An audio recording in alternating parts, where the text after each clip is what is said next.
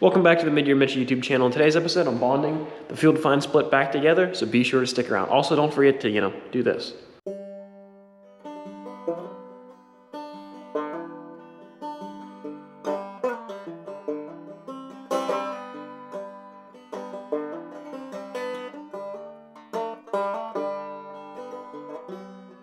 My process to glue this car together is going to be a little bit different than what the factory did, just based on the way the parts are cut, from when these cars were wrecked.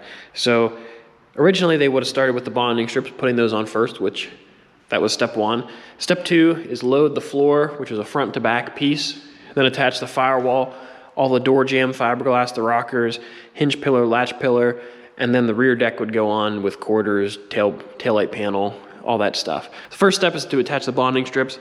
Second step will be to attach the firewall with part of this floor. And I have all the fiberglass mocked up in the door jambs, just temporarily, just to keep the doors hung.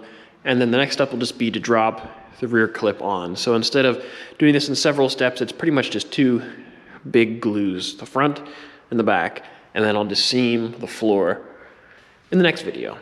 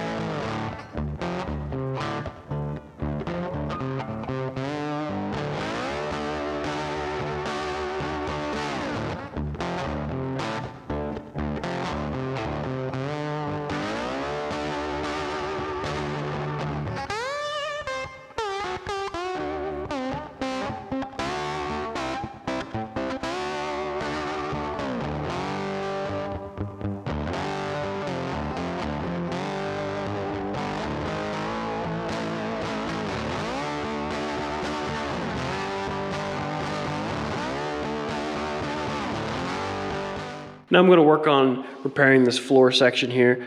So I went and ground it all down, tapered it to get it ready for fiberglass. And you can see there's a lot of play in one, this location, but two, this angle here. So I'm going to put the rocker, the fiberglass rocker cover on this, and that will help locate this in space.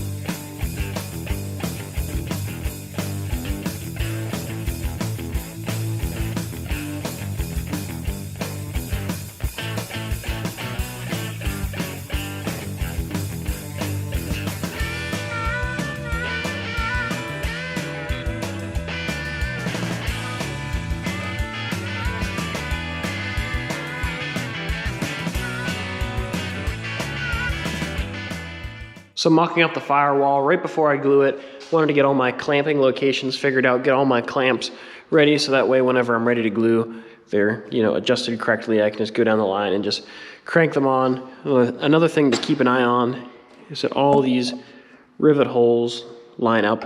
So whenever I go to put the firewall on, I'll use some pins to guide it down. Now I'll take this off, mix up my glue.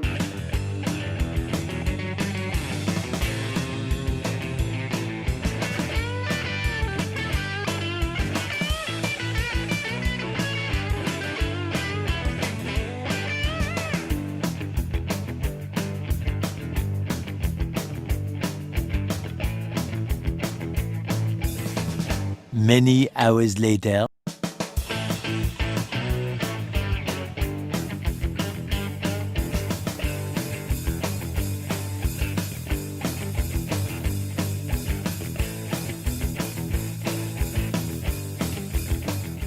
I removed the rear clip from the bird cage, That way I could kind of grind the whole way around, remove all the loose fiberglass.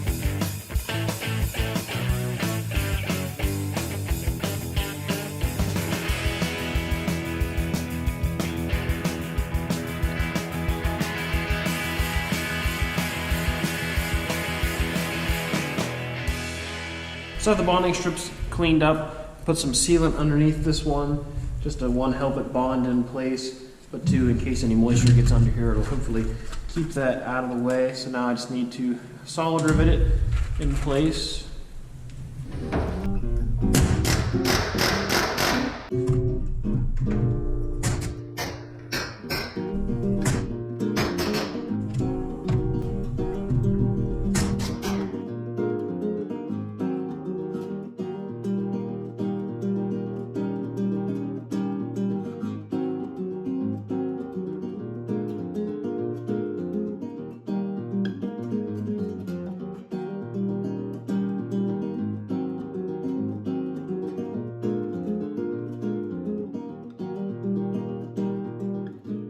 So I'm almost ready to glue the rear clip onto the bird cage. I've had the rear clip on here several times to make adjustments to the bird cage. I had a little extra metal here, had to massage the bird cage here, remove some extra fiberglass in the bonding strips.